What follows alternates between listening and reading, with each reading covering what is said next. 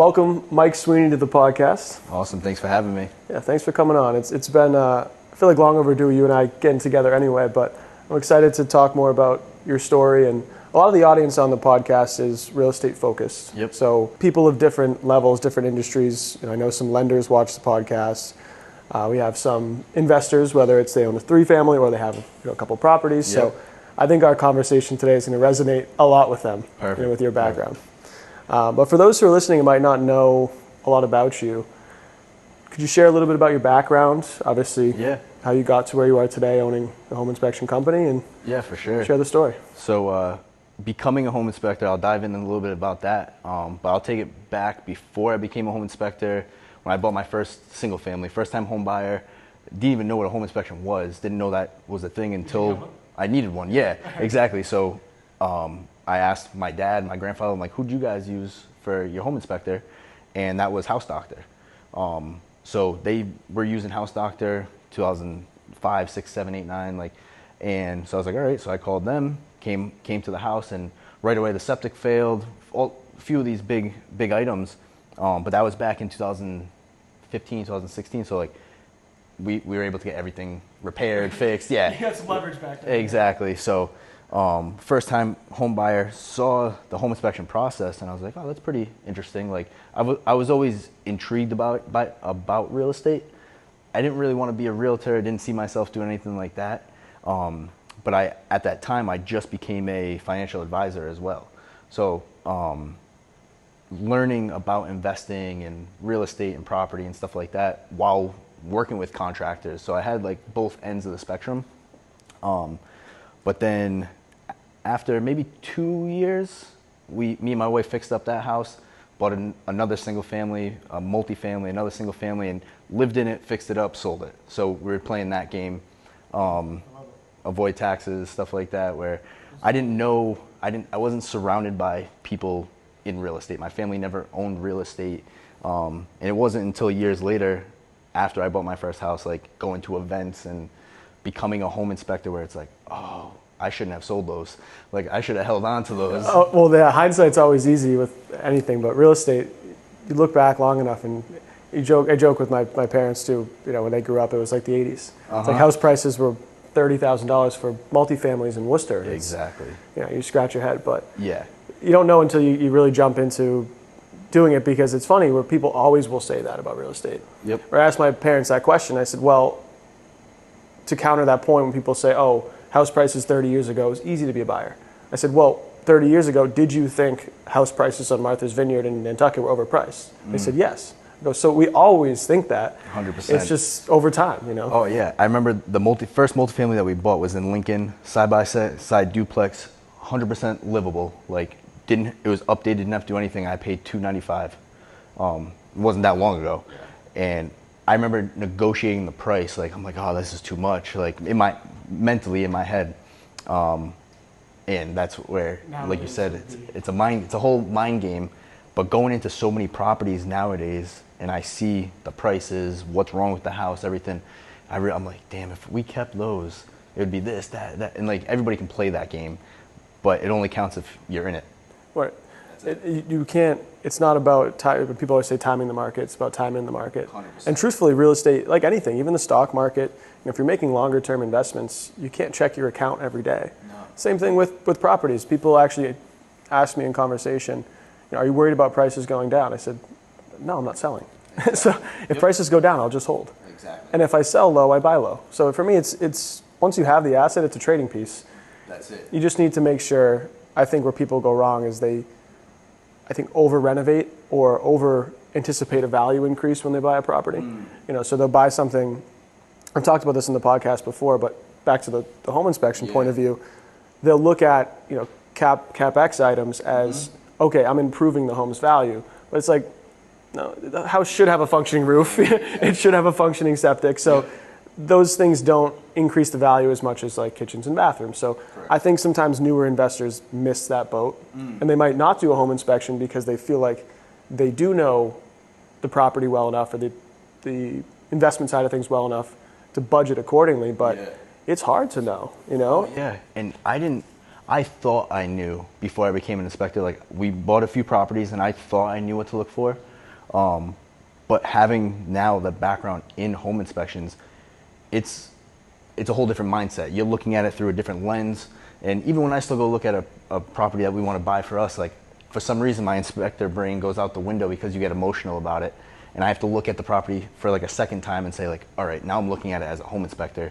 Like you can pick up big things, but really, okay, what's going on here?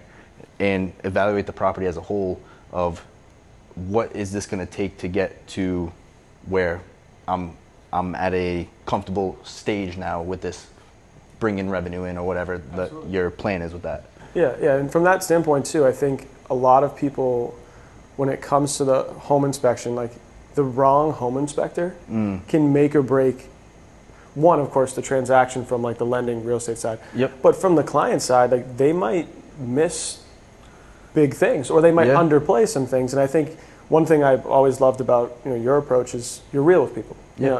You tell them pros and cons. Here's the situation. Exactly. And let them do their homework if it's something that needs an expert. And I think that's like the biggest value I think in the home inspection space that you guys provide is like the real world experience of renovating homes, owning properties. It's funny in the same token where it's like in real estate you kind of have two types of people. Like your realtor who doesn't own a house, selling multifamilies. Yep. And then similar in the home inspection business, like the person who rents a house, never owned a house, never done construction, never been around it, walking through houses. So it's like you guys have that real world experience of we've done it, we do it, and we're going to show you what we would do if it was ours. Which exactly. I think is really cool. Yeah, and at the end of the day, every home inspector is human. Like we're going in there with our best intention, whether it's House Doctor or another company, best intention, give the best possible value we can for the 2 hours that we're on site, piecing together that house. And where my training, when I became a home inspector, it's literally, I wanted to go on as many training appointments as I possibly could to see everything that I could. So you go into some houses, you're seeing, like even after doing thousands of inspections, you're seeing something for the first time maybe because that homeowner wanted to make this renovation himself and save some money, and you're like, what is going on here? Like, I'm sure everybody sees it. You go through enough properties, you're like, this is rigged together. But we have our best intentions going in there, and it comes down to having a good training system or the team that you're surrounded by in the company with House Doctor. Is like, we have the original founder of House Doctor. He started in 2004. He's done thousands and thousands of inspections, seen pretty much everything that you can see in homes. Where he still works with us, he's out in the field every day. That's awesome. So it's a resource that is invaluable. A text away, a call away, like, hey, I see this, that, like. But the purpose of those training appointments that you're going on to see these properties when you are becoming an inspector or coming to work with House Doctor, it's like we're utilizing this time to further your education and explain things, how they work, how they operate. You get the wrong inspector, that could make or break that transaction or your financial future in the long run of, and now it's $10,000, $15,000, $20,000 that I wasn't planning for. So it's really crossing your T's, dotting your I's as a home inspector and having a system. And that's where House Doctor, whether it's me or other inspectors, you're going to get a similar inspection because we have this system in place to recognize anything that is going to be missed. Starting the inspection the same way, just going into the basement the same way, looking at appliances the same way, and that minimizes that chance of something being missed. So it's huge for consistency purposes. Yep. And that, do you feel like that's what makes you guys different? Like what makes House Doctor different? Is it that consistency? What's your I think prop? one thing is, I guess the time that House Doctor has been around, people call House Doctor because it's familiar. They've had great experiences in the past, and it's being that one-stop inspection shop pretty much of some guys just do home inspections. They're not going to touch radon, septic, well, water quality. We started doing sewer scope, mold testing. So like our clients are, if we're working with a realtor, their buyers or sellers can contact us, and they don't have to contact 3-4 different people. And then now expanding throughout Mass, Rhode Island, Connecticut, we can be that resource for so many people. And as we grow and bring on more inspectors, we'll be able to get more territory and everything like that. But I think the longevity speaks for itself as well. Where a lot of guys, they may be a one-man shop, two inspectors, and that's easy to manage yourself. As we grow, making sure we're duplicatable, so then that standard doesn't slip. And I think that is building that system once again, that we can expand in that service. People expect that quality service no matter who they get as an inspector. Absolutely, and that's everything. Especially, I know one thing about you guys is you can always get an inspection quick. And it's like, if you don't have those systems in place, it's difficult to commit. And that, in the real estate industry, that's gold. You know, if you know you can do a 5-6 day inspection window because you've got someone you can call who can get in. Exactly. And you take the calls. So that's 100%. And that's where, like, we have those systems in place to now we're booking 6, 7, 8 days out right now. And with multiple inspectors, everything, because the market is starting to pick up more inventory. So that's where, hey, we're training more inspectors right now to get more availability, because we know people that 5 day, 6 day, that's like that threshold that people, or the same, it's Monday, Tuesday, they want it Friday, Saturday. Right. When you tell them, hey, we're booking to next Monday, it's like a shock, because the last 4 years or so, that was normal. Hey, we have openings, come on in. Right. But before COVID, 5, 6, 7, 8 days, that was normal. But now we're conditioned, similar to like the interest rates or the prices, like people are now conditioned to not the 3%, the 6%, like, because it's been so long. So it will get back to that. But yeah, we're booking 6, 7, 8 days out until we get the next trainee out on his own.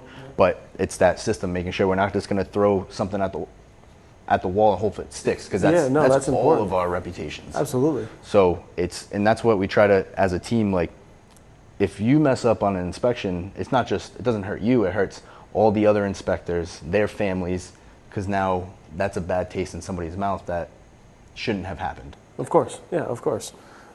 And I want to get pivot a little bit into some more granular stuff about the inspection process, because I know there's a lot of people on this podcast who are listening who probably, maybe they haven't had a home inspection, maybe they had a bad home inspection, or maybe they're just in different markets and want to hear kind of what things go on here. But when you're walking houses, especially in this area, like Rhode Island, and I'm sure you obviously know, but the homes are so much older. Yeah. And it's funny too when you walk a 3-family in Worcester and a 3-family in Rhode Island, like they're fundamentally the same, but there's small differences just because they were built in different like time periods.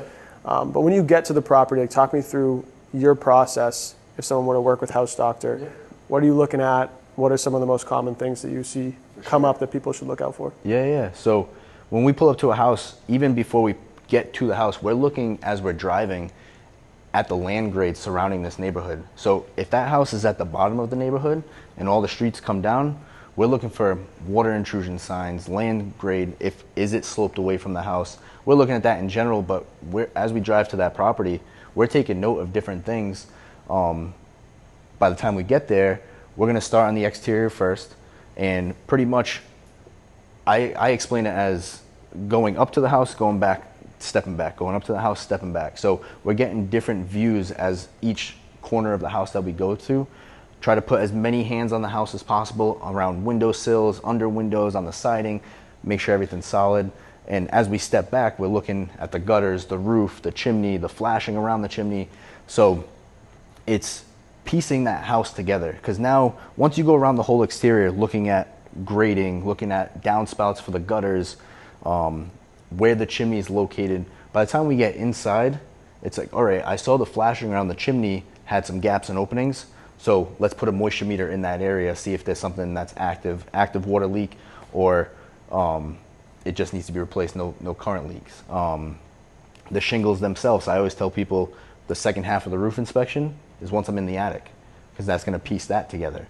And that's where like you said, properties, whether it's brand new construction or 150 years old, we're still doing the same system. And it's not so much, some people may think like, oh, new construction is easier to inspect. In some ways it is, and then in other ways it's not, because everything's brand new, clean. You're not picking out what's broken, you're picking out what's missing. So you better know what needs to be there.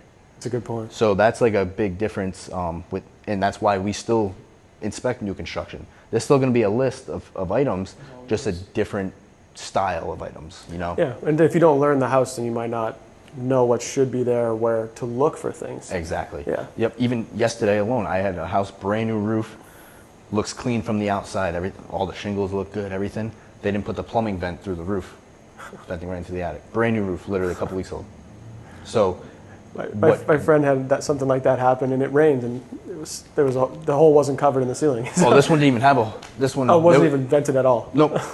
It was just venting right into the attic. So like we see that quite often. Yeah. But it's again knowing what needs to be there, right. What's missing, and that's in any house. But with new construction, because it looks nice and clean, you can go quick, and you're like, wait a second. And you get distracted almost.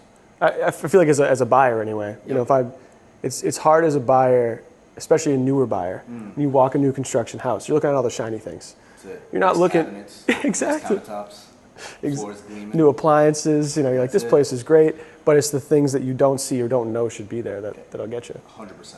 Yep. Yeah. And talk to me from the buyer's standpoint, as far as advice you'd have if someone's walking a basement. Like, what are some of the biggest things? I mean, my favorite room when I walk a property is the basement. And I'd say I follow a similar approach that I start with the outside of the property, and I use that to see, okay, where should I look in the house to see if there's a problem. But it's funny, especially multifamilies, people always go, where do you want to start? You go to the basement. Yeah, So I go to the basement and I look around. But talk to me about what are some things you see that people should be wary of as they're kind of walking properties? Yeah. So I can go over kind of like our approach when we get into a basement. Sure. And then kind of how we communicate that to a buyer. And when we go down in the basement, we're doing a wood destroying insect inspection as well. So we're using a screwdriver, we're probing the whole perimeter of the house. And as we go around the perimeter, if we hit the boiler, we're gonna evaluate the boiler, the hot water tank, evaluate that. One thing that if you're, say, at an open house with your agent, you're walking through, if it's a, say, stone foundation, stacked stone, most of those, it's prone for water intrusion. So you're gonna have probably staining. That house has been there for 70, 80 plus years, and that's most people's biggest concern. Hey, does this house get water? And we're there for 2 hours. We're looking at signs, whether it's staining on the wall, the floor, the stairs coming down into the basement, the wood at the bottom right there, is there staining? Because those stairs have been there since that house was built, most likely. The columns that are supporting the main beam in the house, those columns, a lot of times it's deteriorated, corroded at the bottom. Sure. So that's consistent water damage over time. And then one big thing too is the current owner, do they have their stuff everywhere in the house, in the basement? Their boxes on the ground, furniture there, you can tell the furniture hasn't been moved in years. How does that look? So we take again, I probably have already said it multiple times, but piecing the house together. Full visual. Getting these clues, does it smell musty? So we do the whole perimeter, hit those appliances, go upstairs, run water, we come back down, we check for leaks, and then the center of the basement we will then evaluate. So then we're looking at the joists, making sure they're supported on both ends. Are some of them cut, damaged, split, and are they repaired properly or not? So like the columns, a lot of people, they want to finish their basement. They just take out a column, we don't need that, and finish it. So it's like really knowing, okay, this should be every 8 to 10 feet, and there's one missing right here. Right. So taking everything into consideration as we're going around the perimeter, then the middle of the basement. And from an open house, there's different things like that you can look for. It's really once you start running all the plumbing, checking outlets, switches, lights, everything throughout each room, windows, stuff like that. So you really figure out what's going on. Yeah. So, but the water signs like that, and I always tell people when it comes to water as well, it's redirecting it. So if water's coming in, there's stuff that you can do on the exterior of the house. A lot of times it's the land grade. Is it sloped to the house? Is it flat? Are your gutters clogged? Are the downspouts just pouring right at the foundation? So on the outside, you would want to start there. And then, is water still coming into the basement?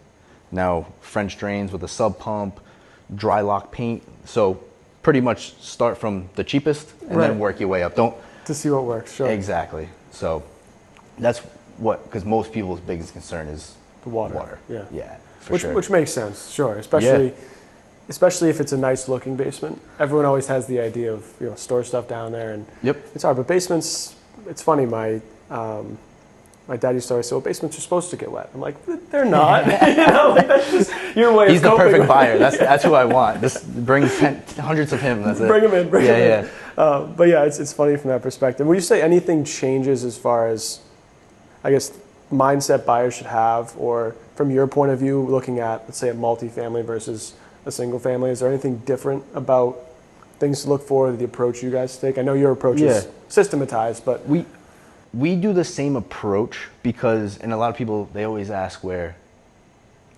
what are the important items? And like, obviously, if the roof is blown off, like, hey, the roof.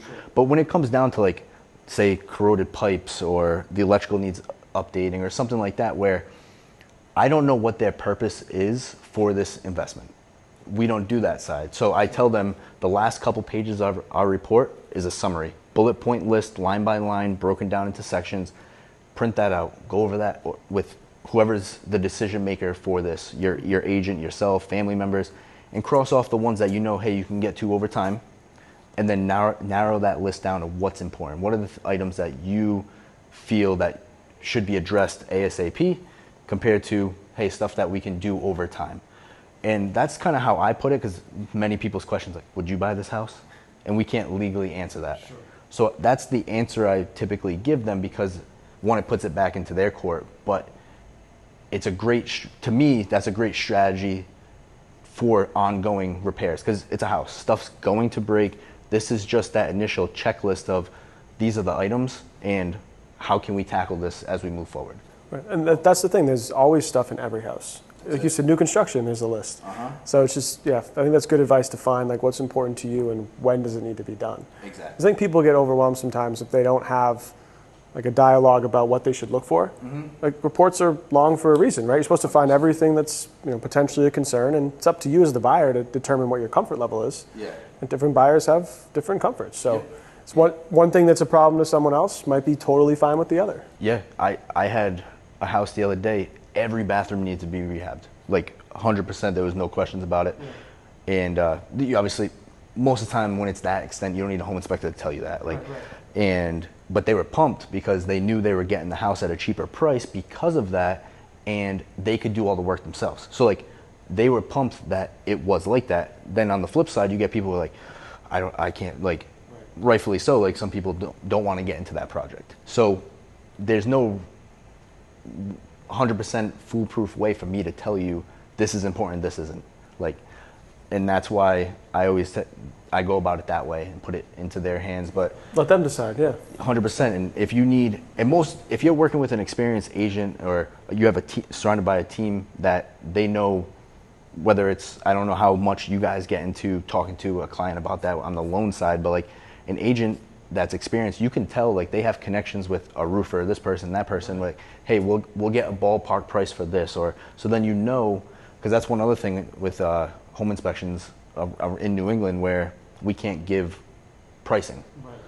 Can other markets do that? So I know inspection companies down in Florida that do it. So I never looked into their laws and stuff, but they advertise that they give pricing. So like, whether it's proper or not, right? That was my question. Is you never know. Yeah. So, but I know for sure we can't do that around here. Sure. And I'd rather never get into that, because you talk to 10 different contractors, you're going to get 10 wildly different prices. And I'm sure you know, like, renovating property. Always.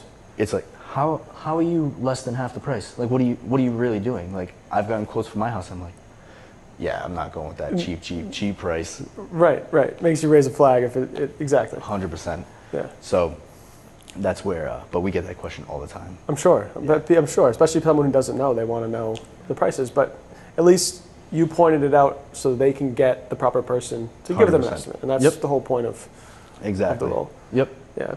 And I know for you too, I want to talk about the business side of things too. Because I know obviously you transitioned recently to the owner of House Doctor, which congratulations. Thank you. Pumped for you. Talk to me about the transition. I mean, what inspired you to decide you wanted to go from inspector to business owner and inspector? What was the transition like for you? So, how I mentioned, I was a financial advisor years ago. So, I was actually the previous owner of House Doctor became one of my clients in the financial business. And then I sat down with another home inspector for House Doctor. They became my client, and I get to see the business side of it. And I was like, oh, this business actually makes sense. Like, Sure. this thing, you can scale this with the right systems, everything in place. And it took a couple of years where just me mentioning it to my wife, like, oh, I should call him up, see if he would want to train me or something. And I got to the point where it's like, all right, I need to just call him, see if he'd want to train me, what his thought process is and everything. And it was from the start, I mentioned that I would want to buy the business out. Before he even started training me, anything, that was my initial goal. I didn't lie about it. I want to buy this business out. And it was just like a handshake deal. Like, yeah, you could be the guy. And I treated it like my business from day one. So it was in good faith on my end and his end that last August it came to fruition and we made the transition. And him and his wife, the previous owner, they built an incredible business through word of mouth, doing the right thing, providing the best service they could possibly do.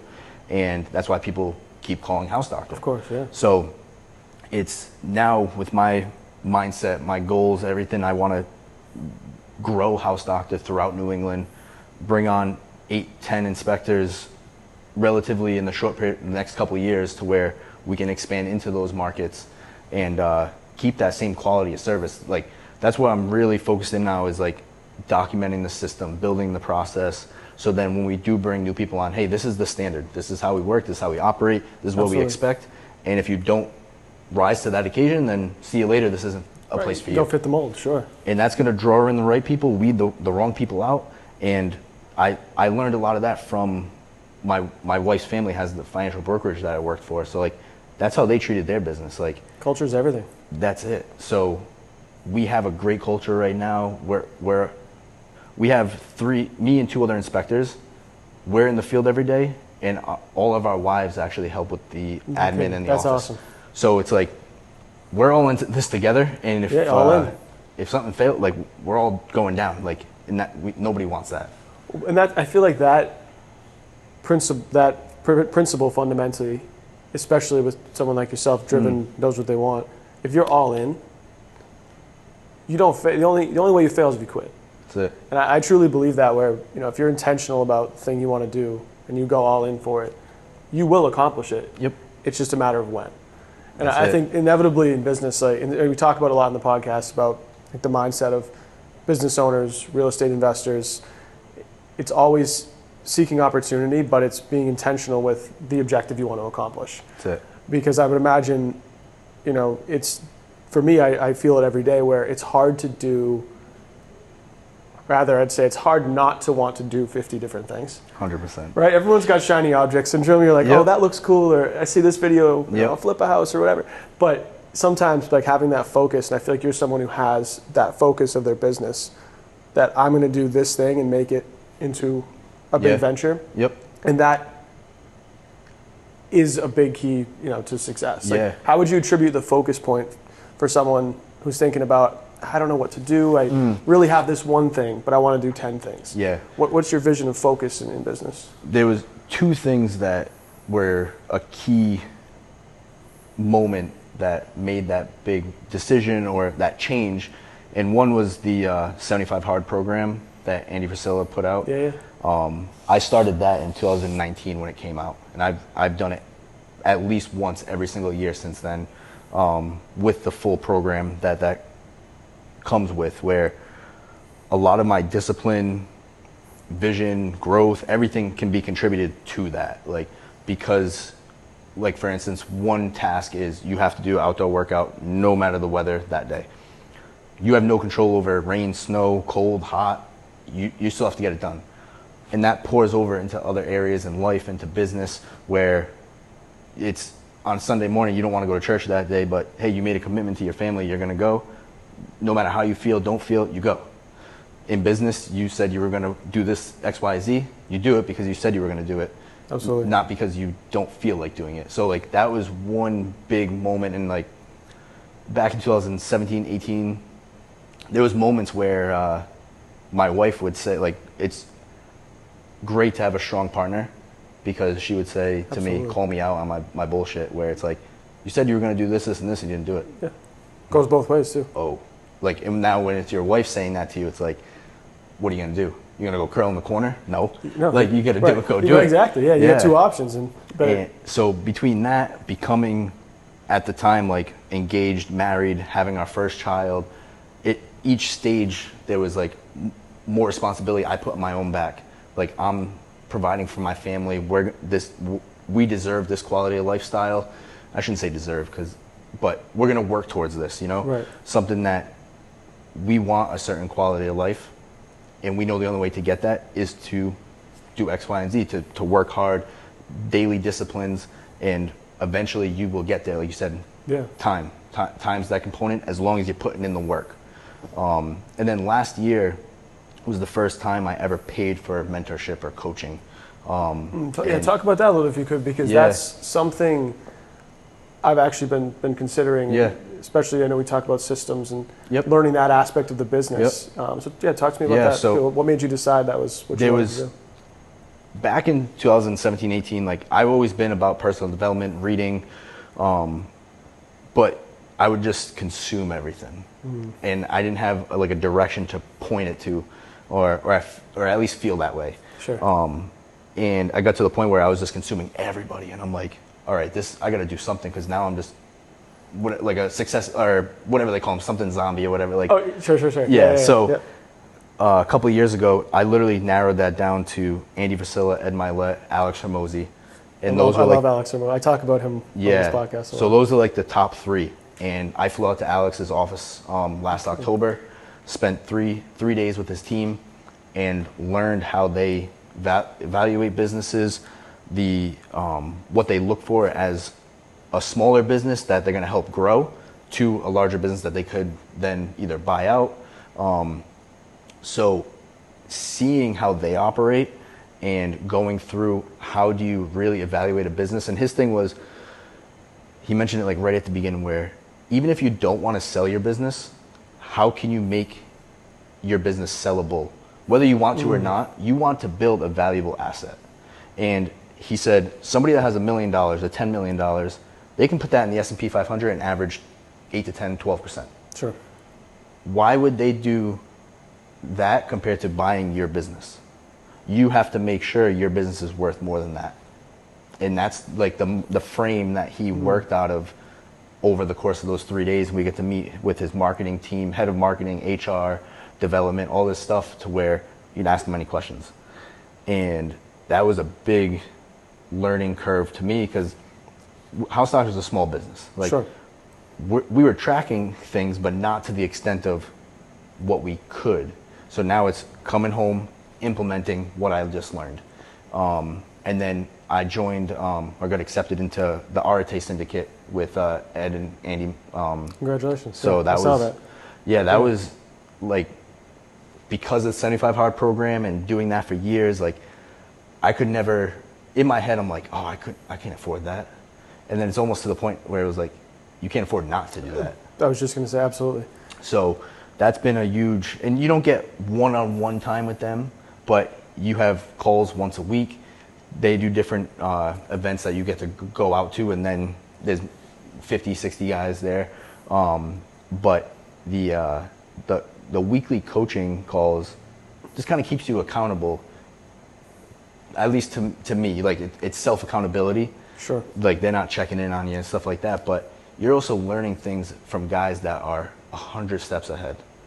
And I just went to First Form headquarters last week, actually, and to see the scale that they operate on and where they started from, it gives you that mentality of like, anything's possible with time, effort, consistency. Anything's possible. And the right people in the room.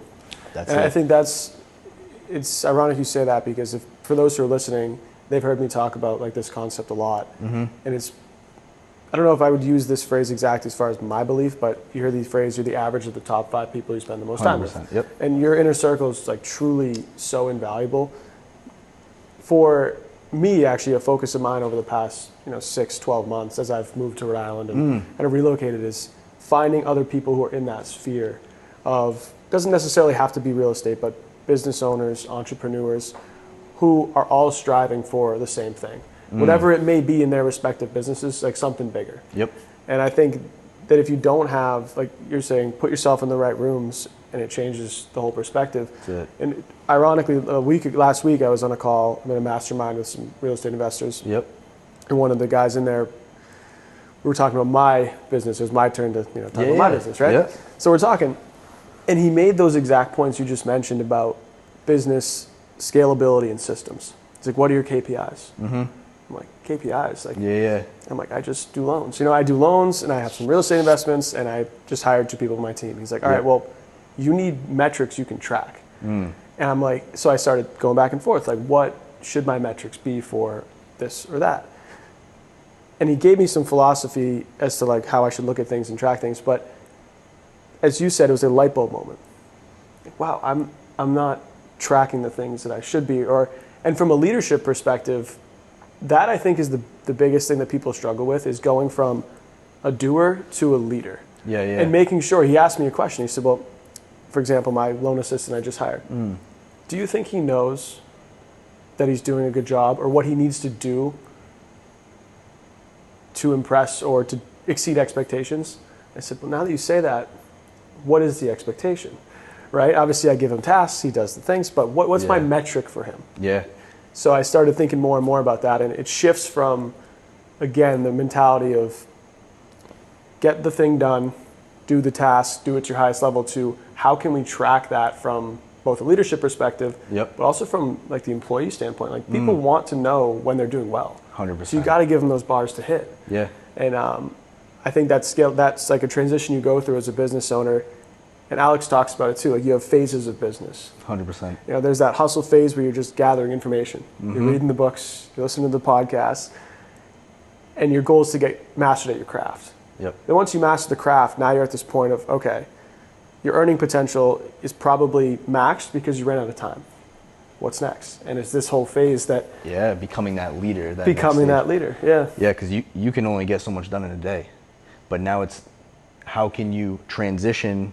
Layla Hermosi posted something 2 days ago that I saw where, like, what is leadership or what is a business? I forgot. It was one of those two, but she goes, I define it as if your close rate is 80%, personally, you're the owner of the business, and that's your close rate, how can you teach the next person to close at 80%? Because most of the time, she goes, that close rate goes from 80 to 20 because you couldn't transition and copy and duplicate yourself to that individual.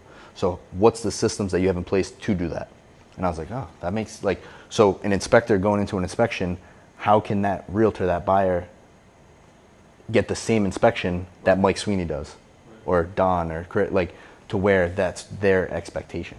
And it's the expectation no longer of you necessarily, of the company you built. 100%. And it has to be transferable. I think that's, for me, I don't know about you, but I'm definitely fascinated with that whole topic. Like, I think I'm very excited to dive deeper and deeper into this part of business because it's really like the launching pad. 100%. And I envy the people. I was telling Brooke the other day, when you book an appointment with someone who you know is far busier or more successful than you, and they show up on time, their phone's away, they don't no care in the world. What are you doing today? I have another meeting later today. And I'm like, how are you doing all those other things? It's the systems. Yep. And for me, it's like, I think that is like one of the most fascinating pieces of business that you don't realize until you get there. Yep. And most people trip up on, so they end up just working in their business as an employee essentially forever. And that's, well, like, that is some people's goal. And if that's the case, awesome. Go for it. If I did that, I would go crazy because I have that vision in my head that I've built over time of, my vision needs to be so large that our teams fit inside of it, that their goals are achieved. So my goal isn't just for me. Like, I think as you build a team, that your vision and your goal, if that is to build a large team, has to continue to grow and grow and grow. The only way it's going to do that is if I look at it as like a thermostat. You're in that room with your 5 friends, thermostat set at 50K a year. well, if that's normal, that's normal. But you hop in the room where it's 50 million, you're like, crap. What do, like, everything shifts, the conversation shift, everything. So that is where I started. I'm like, all right, I need to get into the right rooms, get coached by the right people, and that's going to eventually continue to tick up and then pour over into everybody else. Absolutely. And I think you mentioned a good point that I want to bring up as far as the vision. Like, you get in the rooms with the right people, the game changes. And it does, because you said that obviously the conversations are different, the knowledge is different, but the level of focus on what they want to do is incredible. And I went to an event down in Florida, which kickstarted this whole informed investor thing. Yeah. So it's like a real estate conference, like 2,000 people. One of the speakers was Patrick Bet-David. Okay. And he came off stage, and as he was talking on stage, he just had this aura of, I'm locked in. Like, I know what I want. I'm going to be a billionaire. I'm going to dominate the industry, and if you don't come with me, then get out of the way. And you could just tell. The second he walked on stage, he knew exactly what his plan was. And that's the difference, where the people in those rooms, they know what they want. I feel like most people don't take the time to think about, like, what do you want in business? Yeah. And it's an interesting question, because everyone, to like your average entrepreneur starting out, they'll probably say, oh, I want to make X amount of dollars, or I want to be in X position. Is usually income focused. But then the more you really think about it, I think for me it became like, what do I want quality of life wise? Yep. And then, yeah, okay, what income would I need to achieve that? Sure. But it's more, I'd say, holistic as far as like, what do you want for family life? And that plays into it.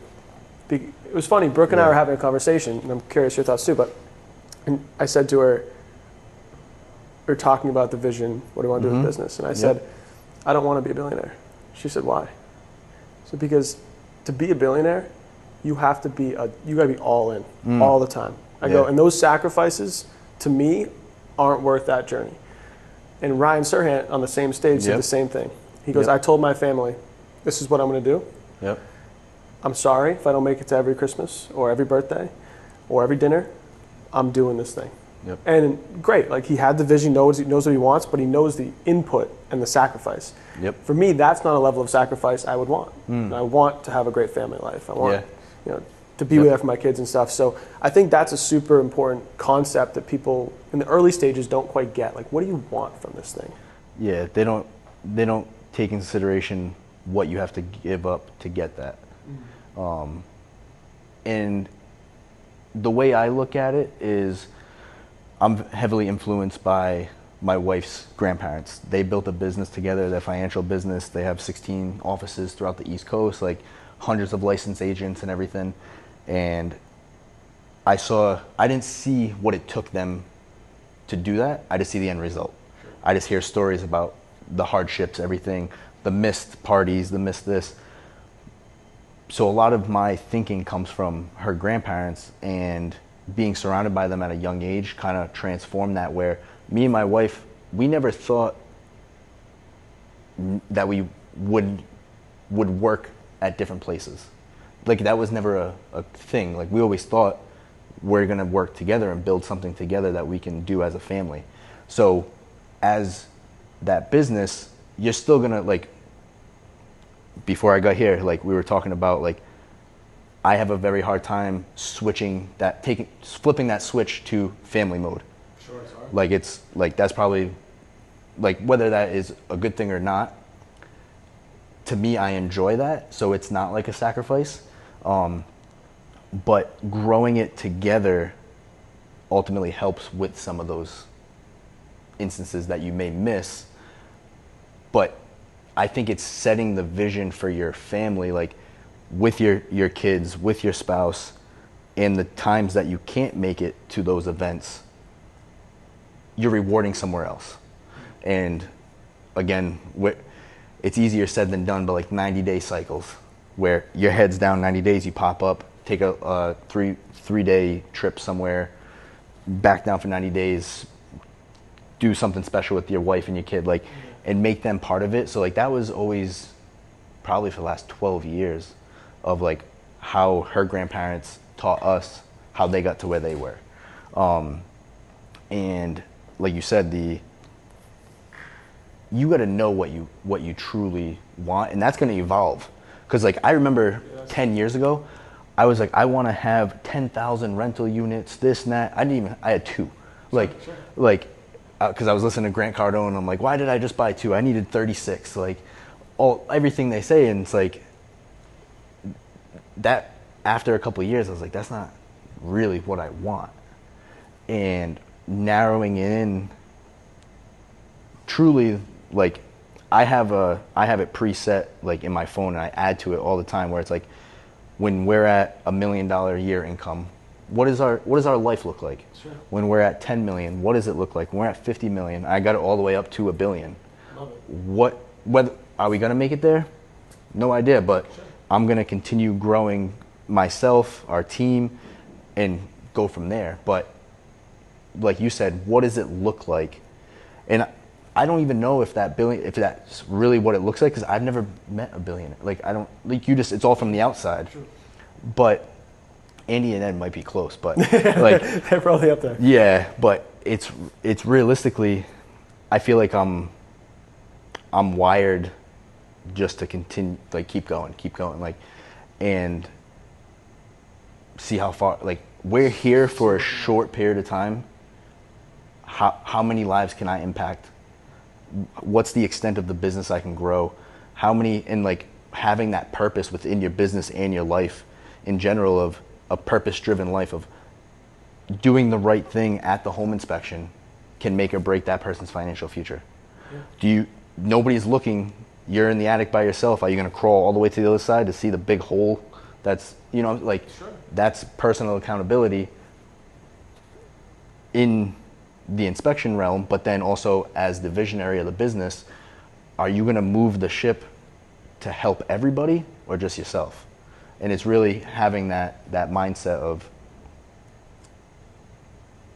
that purpose in mind, doing the right thing. Once you do have that mindset, it flows through everything. Yeah.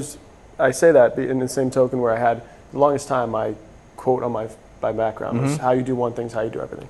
Yep. And it's the same principle. Yep. And I mentioned earlier, 75 hard, and I think that exercise or that program is a fundamental component of figuring out what you want, in a sense, where it's not, people think it's about the workout. No. Nothing to do with the workout. That's the last thing. It's got nothing to do with the workout. No, it's because when people's first instinct is to modify it or to make it easier, or 75 soft, or you see. Yeah, and I just laugh because they're not competition. They don't get it. Like they don't like. They're missing the boat. The reason you are where you are in your life is because of the decisions you made in the past, good or bad. And if you don't make a pivot or change, you're going to just keep reliving the same year over and over and over. And if you're happy with that, cool. Nothing wrong with that. But if you're the type of person that probably started 75 hard, there's something in your mind that you want more. Like you started for a reason, and then it got hard. Shit got hard. Like there was that you got out of work at 10 p.m. You still had a workout to do. Like half gallon of water to go. Sure. It's easier just to go home and go to bed. Say, hey, it is what it is. Because again, it's self accountability during that whole program.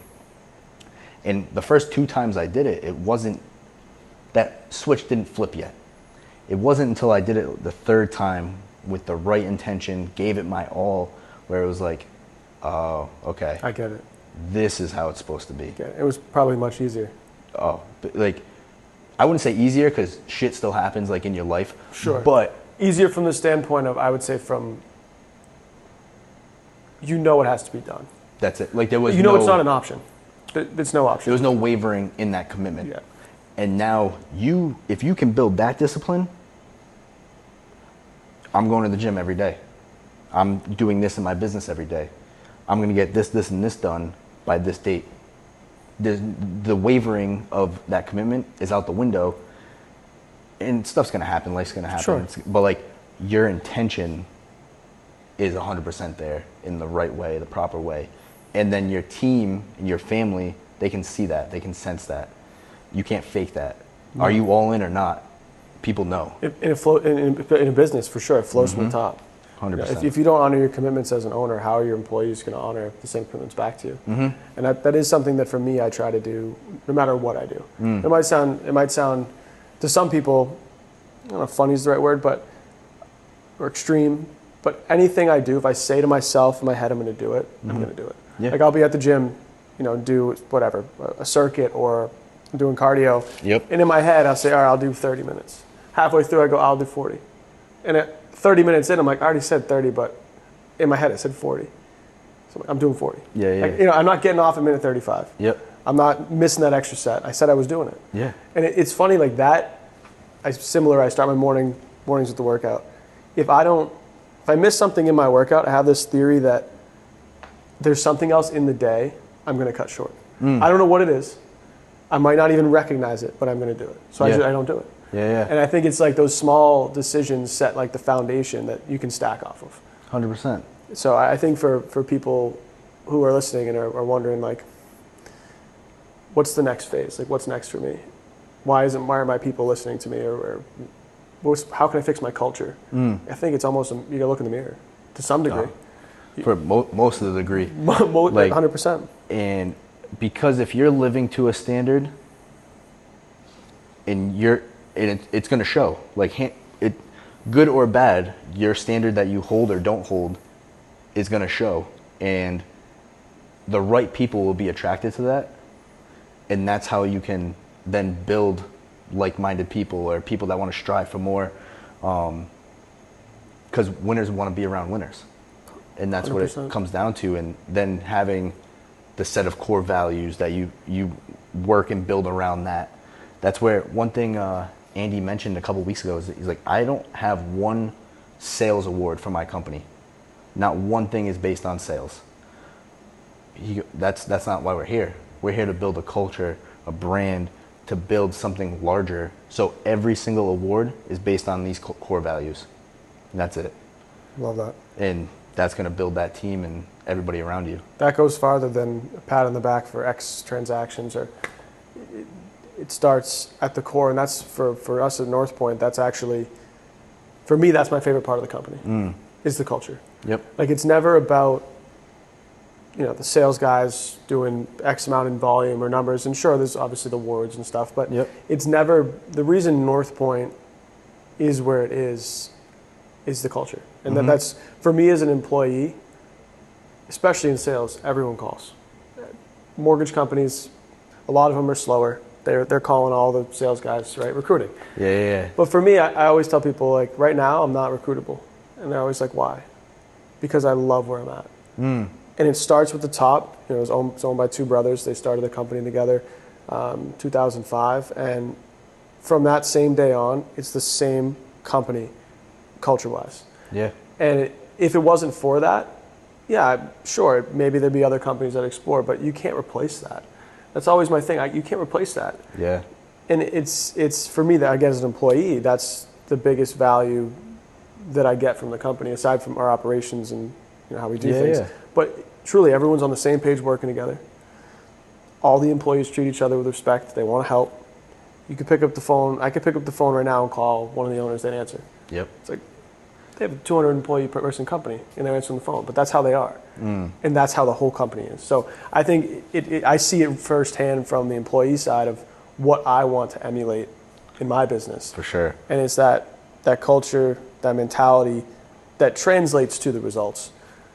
But if you don't have that, you don't have anything. Yeah, and it comes down to, again, what do you want your life to look like? Do you even want employees? Do you want a team? Do you like? Some people don't. Some people don't. That's fine. I'm reading. I don't know if you've read it. Your Next Five Moves by Patrick Bet-David. No, I've only read his newer book. What's the name of it? Something about enemies.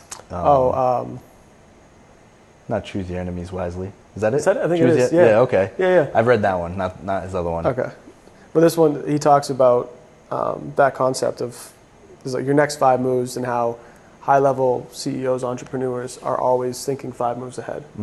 Chess players can think 12 moves in advance.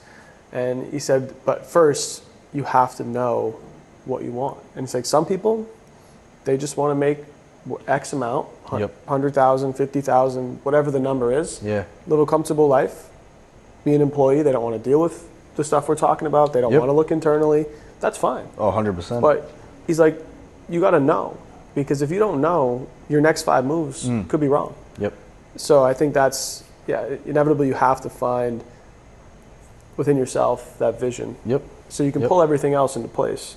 Some of the stuff we're talking about for some people might not be necessary. Right? If you just want to, go sell whatever and make, a comfortable living, not build a business and take some time to go on vacation, then go for it. The world needs but you're not in my every circle. avenue. The world needs every avenue when it comes to whatever career path and everything. So like, absolutely.